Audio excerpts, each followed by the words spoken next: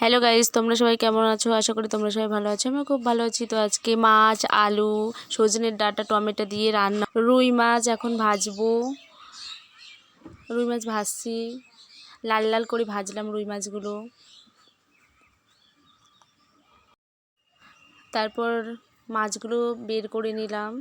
বের করে নেওয়ার পরে মাছের তেল ভাজছি। মাছের তেল ভাজা হয়ে গেল। মাছের তেল ভাজার পরে জিরে দিয়ে দিলাম। জিরে দেওয়ার পরে আলু ডাঁটাগুলো দিয়ে দিলাম, দিয়ে মশলা দিয়ে কষলাম। তারপর কষে আদা রসুন সব দিয়ে দিলাম, দিয়ে জল দিয়ে দিলাম। জল দেওয়ার পরে খানিকক্ষণ ফুটিয়ে নিলাম। ফুটিয়ে নিয়ে মাছগুলো দিয়ে দিলাম, দিয়ে আমার রান্না হয়ে গেল। মাছের তেল দিয়ে ভাত খাচ্ছি। তো খুব সুন্দর টেস্ট হয়েছে। মাছের তেলটা দিয়ে খাচ্ছি এখন।